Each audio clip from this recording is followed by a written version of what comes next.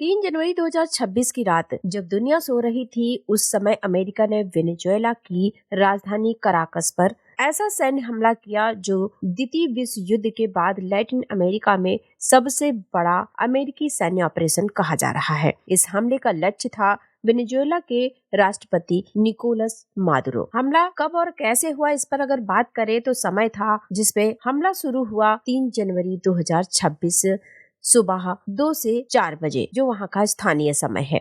Operation का नाम था ऑपरेशन एब्सोल्यूट रिजॉल्व। सैन्य कार्रवाई हुई जिसमें 150 प्लस अमेरिकी aircraft, drone, बम्बर, fighter jet, helicopter 100 feet की ऊंचाई पर समुद्र के ऊपर उड़ते हुए वेनेजुएला की एयर डिफेंस सिस्टम को पूरी तरह निष्क्रिय किया गया। निशाने पर थे फ्यूर्तेट्यूना, सबसे बड़ा सैन्य अड्डा है जो, और ला कार्लोटा एयरबेस, ला ग्वारा पोर्ट, संचार और बिजली ढांचा।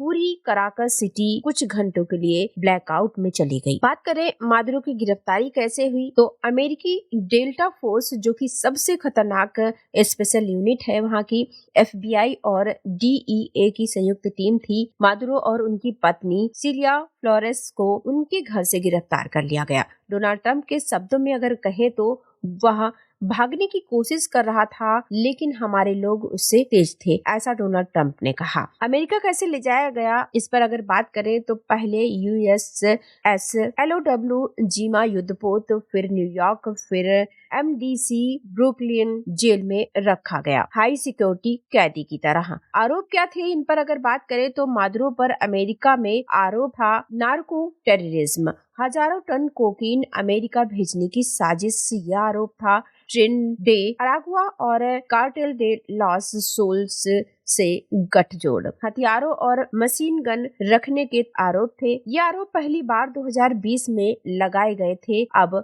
सुपरटेंडिंग इंडिक्टमेंट दाखिल। डोनाल्ड ट्रंप ने क्या कहा, इस पर अगर बात करें तो डोनाल्ड ट्रंप ने प्रेस कॉन्फ्रेंस में कहा, मादुरो एक अवैध तानाशाह है, अब वह अमेरिकी अदालतों में न्याय का सामना करेगा। हम फिलहाल वेनेजुएला चलाएंगे, हम तेल का बिजनेस करेंगे, जरूरत पड़ी तो दूसरा और बड़ा हमला करेंगे।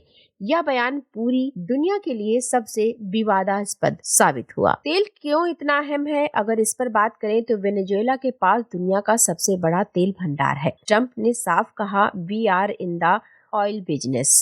यही वजह है कि डेमोक्रेट्स, कुछ रिपब्लिकन और कई देश इस ऑपरेशन को ऑयल वॉर कह रहे हैं। इस पर अमेरिका के अंदर भी विरोध हो रहा है, जिसमें कमला हैरिस ने कहा यह अवैध और मूर्खतापूर्ण है, और चुक इस्चमर ने कहा अमेरिका वेनेजुएला नहीं चला सकता, और टिम केन ने कहा यह बिना कांग्रेस की अनुमति का युद्ध है। अंतर्राष्ट्रीय प्रतिक्रिया की अगर बात करें तो रूस ने कहा सशस्त्र आक्रमण अंतर्राष्ट्रीय कानून का उल्लंघन है, और चीन ने कहा मादुरो को तुरंत रिहा करो। ईरान ने कहा राष्ट्रीय संप्रभुता पर हमला है। उत्तर कोरिया ने कहा अमेरिका एक दुष्ट देश है। पाप लियू जियो ने कहा वेनेजुएला की संप्रभुता सुरक्षित रहनी चाहिए। वहीं नेतन्याहू ने कहा ट्रंप का साहसिक और ऐतिहासिक नेतृत्व है। वेनेजुएला के अंदर क्या हुआ, इस पर अगर बात करें तो सुप्रीम कोर्ट ने डेल्सी रोड्रिगुएज को कार्यवाहक राष्ट्रपति घोषित किया। उन्होंने कहा मादुरो ही हमारे असली राष्ट्रपति हैं। देश में आपातकाल लागू कर दिया गया, सेना सड़कों पर है। ऐतिहासिक तुलना की अगर बात करें तो यह घटना 36 साल पहले की याद दिलाती है, जब